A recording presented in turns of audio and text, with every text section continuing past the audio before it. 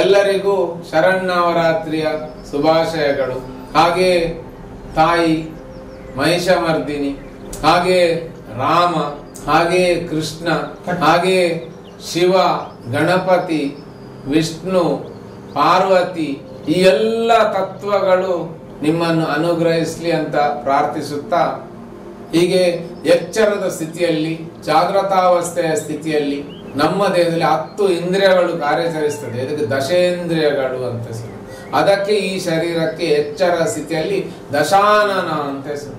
ಹೀಗೆ ದಶಾನನ ಅನ್ನುವಂತ 10 ತಲೆಯ ರಾವಣನ 10 ಶಿರವನ್ನು ರಾಮ ಕತ್ತರಿಸಿದ ಅಂತ ಹೇಳಿದ್ರೆ, ಎಚ್ಚರ ಸ್ಥಿತಿಯಲ್ಲಿದ್ದವ ದೇಹ ಭಾವವನ್ನು ಬಿಟ್ಟ ಅಂತ. ಈಗ ರಾಮ ಇಲ್ಲಿ ಜಾಗೃತಗೊಂಡ, ಹಾಗೆ ದೇಹ ಇಲ್ಲಿ ಇದೆ. ಈ ದೇಹ ಸೀತೆ, ಯಾಕೆ? ಅದು ರಾವಣನ ಮಗಳು. ಹೀಗೆ ಯೋಗದ ಸ್ಥಿತಿಯಲ್ಲಿ ಆ ದೇಹ ಭಾವವನ್ನು ಕಳಚಿಕೊಳ್ಳುವಂತಹ ಸ್ಥಿತಿ, ದೇಹ ಭಾವವನ್ನು ಬಿಡುವಂತ ಯಾವ ಸ್ಥಿತಿ ಇದೆ, ಆ ದಿನ ಇದು ವಿಜಯ ದಶಮಿ, 10ನೆಯ ದಿನ. ರಾವಣನ 10 ತಲೆಗಳನ್ನು ಕತ್ತರಿಸಿ ದೇಹ ಭಾವ ಇಲ್ಲದ ಹಾಗೆ ಮಾಡಿದ ಅಂತ ಹೇಳಿದ್ರೆ, ರಾಮ ರಾವಣನನ್ನು ಕೊಂದ. ಇದು ಒಂದು ವಿಜಯದಶಮಿ. ಹಾಗೆ ಆ ಗಣಪತಿಯ ಶಿರವನ್ನು ಕತ್ತರಿಸಿ ಆನೆಯ ತಲೆಯನ್ನು ಇಡುವಂತ ಯಾವ ಸ್ಥಿತಿ ಉಂಟು. ಯಾಕಂತ ಹೇಳಿದ್ರೆ, ಆಗ ಗಣಪತಿ ಇದ್ದದ್ದು ಬಾಲ ಗಣಪತಿ, ಮನುಷ್ಯ ರೂಪದ ಗಣಪತಿ. ಈಗ ಇರುವುದು ಆನೆಯ ತಲೆಯ ಗಣಪತಿ. ಅದರ ಅರ್ಥ ಮನುಷ್ಯ ರೂಪದ ಗಣಪತಿಯ 10 ಇಂದ್ರಿಯಗಳು ಈಗ ಇಲ್ಲಿ ಕಾರ್ಯಾಚರಿಸ್ತಾ ಇಲ್ಲ, ಹಿಂದಿನ ತಲೆ ಇಲ್ಲ, ಈಗ ಇಲ್ಲಿ ಆನೆಯ ತಲೆ ಇರುವುದು. ಈ ಆನೆಯ ತಲೆ ಏನ್ ಮಾಡ್ತಾ ಅಂತ ಹೇಳಿದ್ರೆ, ಮೂಲಾಧಾರದಿಂದ ಸಹಸ್ರಾರಕ್ಕೆ ಈಗ ಏನು ಹೋಗ್ತಾ ಇದೆ, ಅದನ್ನು ತನ್ನ ಉಸಿರಿನ ಮುಖಾಂತರ ಮೇಲೆ ಎಳೀತಾ ಇರ್ತದೆ. ಉಸಿರಿನಿಂದಲೇ ಹೋಗುದು ಮೂಗಿನಿಂದ, ಆದ್ರೆ ಅದನ್ನು ಭಾವಿಸುವುದು, ನೆನೆಸುವುದು. ಯಾಕಂತೇಳಿ ಅವ ಯೋಗಿ, ಆಗಲೂ ದೇಹ ಭಾವ ಹೋಗ್ತದೆ ಅಂತ ಹೇಳಿದ್ರೆ, ಗಣಪತಿಯ ತಲೆಯನ್ನು ಶಿವ ಕಡಿದ. ಇದೊಂದು ವಿಜಯದಶಮಿ. ಹಾಗೆ ಅಜ್ಞಾತವಾಸದಲ್ಲಿ ಈಗ ನಮ್ಮೊಳಗೂ ಪಾಂಡವರಿದ್ದಾರೆ. ಹೀಗೆ ಅಜ್ಞಾತವಾಸದಲ್ಲಿದ್ದಂತ ಪಾಂಡವರು, ಹೊರಗಿರುವಂತ ಕೌರವರು ವಿರಾಟನ ಗೋವುಗಳನ್ನು ಅಪಹರಿಸಿಕೊಂಡು ಹೋಗುವಾಗ, ಇನ್ನು ಆ ಗೋವುಗಳನ್ನು ಅವರ ಕೈಯಿಂದ ಬಿಡಿಸ್ಲಿಕ್ಕೋಸ್ಕರ ಅಜ್ಞಾತವಾಸದ ಕೊನೆಯ ಕಾಲಘಟ್ಟದಲ್ಲಿದ್ದಂತ ಪಾಂಡವರು ತಾವು ಸಮೀ ವೃಕ್ಷದಲ್ಲಿ ಅಡಗಿಸಿಟ್ಟಂತ ಅವರ ಶಸ್ತ್ರಾಸ್ತ್ರಗಳನ್ನೆಲ್ಲ ತೆಗೆದು ಪೂಜಿಸಿದ ಆ ದಿನ ವಿಜಯದಶಮಿ. ಹೀಗೆ ಪೂಜಿಸಿ ಗೋವುಗಳನ್ನು ಮತ್ತೆ ಪಡಕೊಂಡರು. ಹೀಗೆ ಗೋವುಗಳನ್ನು ಮತ್ತೆ ಪಡಕೊಂಡಂತಹ ಕ್ಷಣ ಯಾವುದುಂಟು, ಅದು ವಿಜಯದಶಮಿ. ಇನ್ನು ಮಹಿ ಅಂತ ಹೇಳಿದ್ರೆ ಭೂಮಿ, ಮಹಿಷ ಅಂತ ಹೇಳಿದ್ರೆ ಭೂಮಿಗೆ ಒಡೆಯ. ಅವ ಅಸುರ, ಎಚ್ಚರ ಸ್ಥಿತಿಯಲ್ಲಿರುವವ, ಜಾಗೃತಾವಸ್ಥೆಯಲ್ಲಿರುವವ.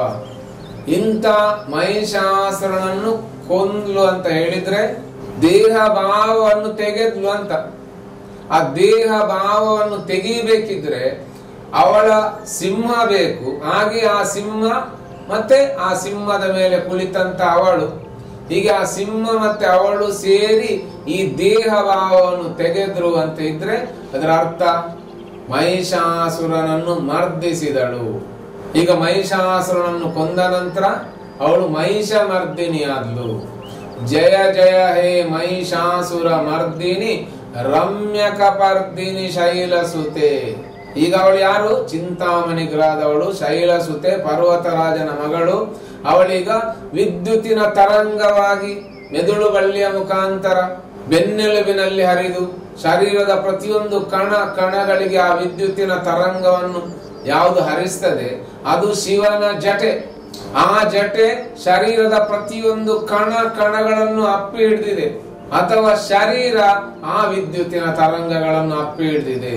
ಅವಳು ರಮಿಸ್ತಾ ಇದ್ದಾಳೆ, ರಮ್ಯ ಕಪರ್ದಿನಿ. ಅವಳು ರಮಿಸ್ತಾ ಇದ್ದಾಳೆ ಯಾರೊಟ್ಟಿಗೆ? ಕಪರ್ದಿಯೊಟ್ಟಿಗೆ. ಕಪರ್ದಿ ಅಂತ ಹೇಳಿದ್ರೆ ಶಿವನ ಈ ಕೂದಲು ಜಡೆ ಅಲ್ಲ, ಅದು ಒಳಗಿರುವಂತಹ ವಿದ್ಯುತ್ತಿನ ತರಂಗ, ನ್ಯೂರೋ ಟ್ರಾನ್ಸ್ಮಿಟರ್. ಇಷ್ಟ ಆಗುವಾಗ ಮೈ ರೋಮಾಂಚನ ಆಗ್ತದೆ. ಈ ರೋಮಾಂಚನ ಸ್ಥಿತಿಯಲ್ಲಿ ನಾನೇ ಇಲ್ಲ ಅನ್ನುವಂತ ಸ್ಥಿತಿಯನ್ನು ಪ್ರತಿಯೊಬ್ಬರು ಇದನ್ನು ಅನುಭವಿಸ್ತಾ ಇರ್ತಾರೆ. ಅಂತ ರೋಮಾಂಚನ ಸ್ಥಿತಿಯಲ್ಲಿ ನಾವು ನಿಲ್ಬೇಕು. ಆ ರೋಮಾಂಚನ ಸ್ಥಿತಿಯಲ್ಲಿ ನಿಂತ್ರೆ ನಮ್ಮ ಶರೀರದ ಪ್ರತಿಯೊಂದು ಕಣಗಳು ಆರೋಗ್ಯದ ಸ್ಥಿತಿಯನ್ನು ಅನುಭವಿಸ್ತದೆ. ಹಾಗೆಯೇ ದೇಹ ಭಾವ ಕಳಚಿಕೊಳ್ತದೆ ಅಥವಾ ದೇಹ ಭಾವವನ್ನು ಕಳಚಿಕೊಳ್ಳುವುದು ಹೇಗೆ ಅಂತೇಳಿ ಸುಲಭದಲ್ಲಿ ಇಲ್ಲಿ ಅರಿವಿಗೆ ಬರ್ತದೆ. ಅದಕ್ಕೋಸ್ಕರ ಮೈಸೂರಿನ ಚಾಮುಂಡಿಯನ್ನು ಮಹಿಷಮರ್ದಿನಿ ಅಂತ ಕರೆಯುವುದು. ಇದು ಮಹಿಷಾಸುರನನ್ನು ಕೊಂದವಳು. ಒಂದು ವೇಳೆ ರಾಜಕೀಯ ವ್ಯಕ್ತಿಗಳು ಮಹಿಷಾಸುರನ ಹಾಗೆ ವರ್ತಿಸಿದ್ರೆ ಅವರನ್ನು ಅವಳು ಮರ್ದನ ಮಾಡ್ತಾಳೆ. ಅಂತ ಶಕ್ತಿ ಮಹಿಷಮರ್ದಿನಿ. ಇಂಥ ಮಹಿಷಮರ್ದಿನಿಯ ಅನುಗ್ರಹ ಆಶೀರ್ವಾದ ಎಲ್ಲರ ಮೇಲೆ ಇರ್ಲಿ ಅಂತ ಪ್ರಾರ್ಥಿಸ್ತಿದ್ದೇನೆ.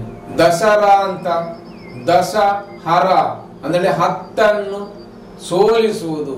ಹೀಗೆ ಈ 10 ಸೋಲಿಸ್ಲಿಕ್ಕೋಸ್ಕರ 10 ದಿನದ ಸಂಚಿಕೆಯನ್ನು ನೋಡಿದಂತ, ಕೇಳಿದಂತ, ಹಾಗೆ ಅದನ್ನು ತಮ್ಮೊಳಗೆ ಸಾಧನೆಯಾಗಿ ಅಳವಡಿಸಿಕೊಂಡಂತ ಎಲ್ಲ ಸಾಧಕ ಬಂಧುಗಳಿಗೆ ಅನಂತ ಕೃತಜ್ಞತೆಯನ್ನು ಸಲ್ಲಿಸ್ತಾ ಇದ್ದೇನೆ.